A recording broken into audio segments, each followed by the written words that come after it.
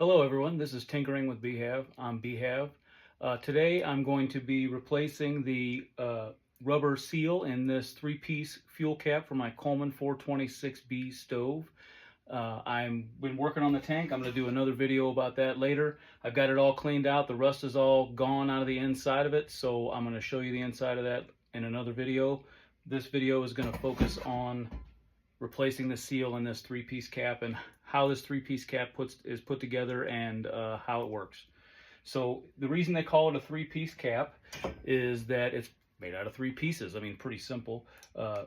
If you got a screw that I'm taking out here, the little screw right here. Then you've got the cap itself. Okay, it's just a piece of brass that's painted red. This one, the red's coming off of it. And then you have this little brass insert right here.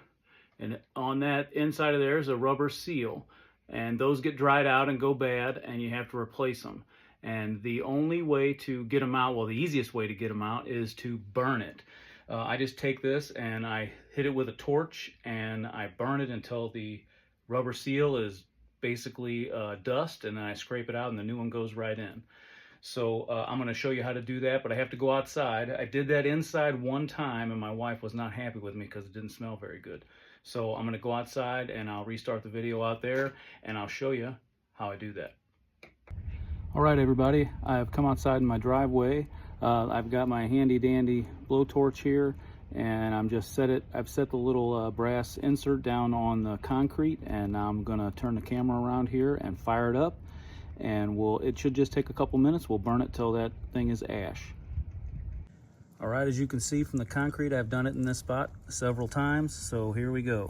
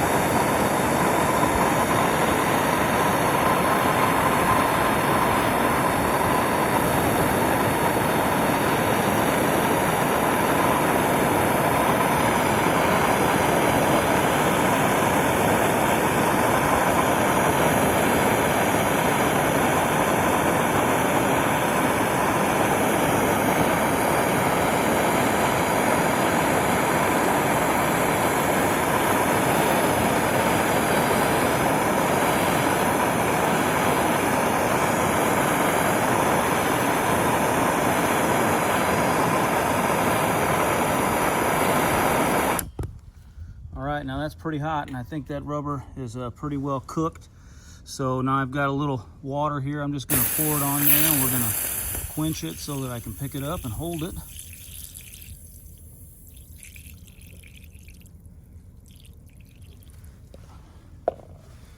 Alright, and that is cool to the touch, and everything's fine. I'll just take this downstairs now, and I will scrape that gasket out.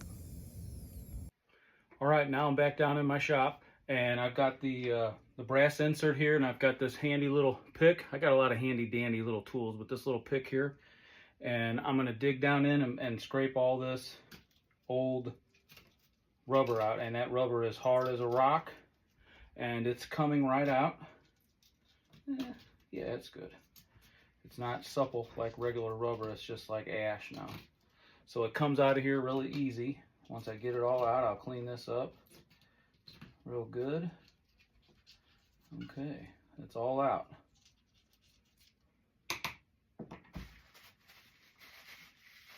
Since I get it wet, it gets a little yucky, I guess you would say.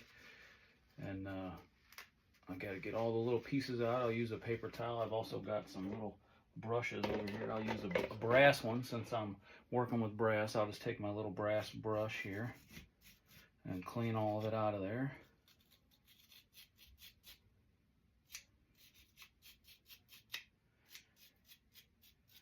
So the new seal that I'm putting in, I order them in bulk from Old Coleman Parts is the name of the website, oldcolemanparts.com, and they've got, I'm not going to say they have everything, but they got close to it.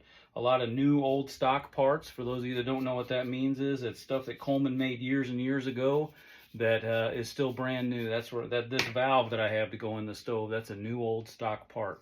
So that's an original, but it's never been put on, and they probably don't make those anymore. So that one is a rare find. I got lucky finding it. So, but he's got a lot of new old stock parts and a lot of reproduction stuff at Old Coleman Parts. It's a good website, a reputable place. You order something from there, he ships it out within a couple of days usually, and it's a good place. So, all right, now if you look at this, I'll get it up close. The seal is completely gone out of there. All right. So, yep, all the little pieces are out. Just about. I see a couple little pieces I'm going to dig out of there. Just a couple right along the edge. Okay. I'll brush them out.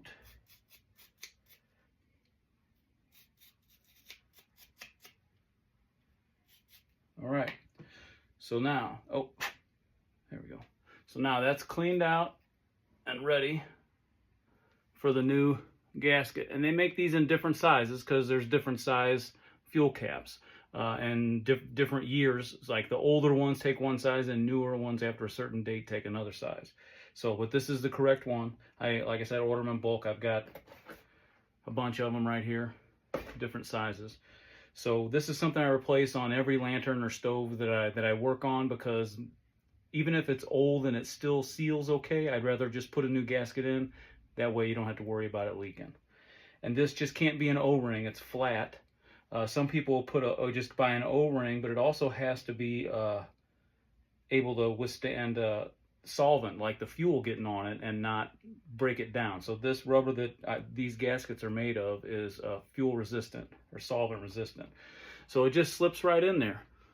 So as you can see, that's on there. So, you know, there's a little burr on the side of that. So you saw it there. You can see that little burr sticking out of the top. I think I'm going to grab a little file and file that off. All right, so I'm back and I got my little needle file set out here just to file the burr off of this. I'm just going to use a little needle file, and that brass is pretty soft, so it should file right off. There we go. I don't want that interfering with how it seals. There we go. Now that burr is gone, so that's taken care of. So now I'm going to put this fuel cap back together. It's really pretty simple.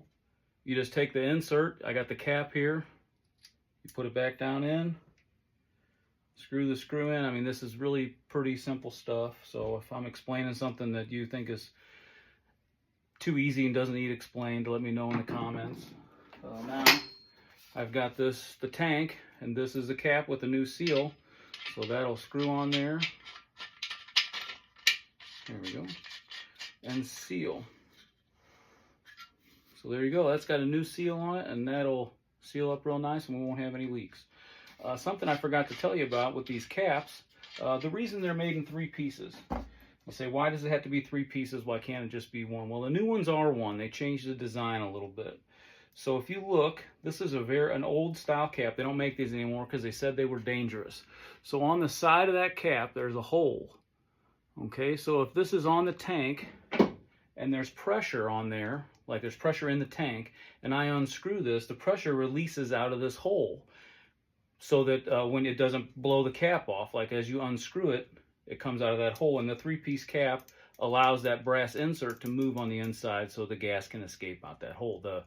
The air gas, not like the liquid fuel, but actually the vapor that's in there, the pressure.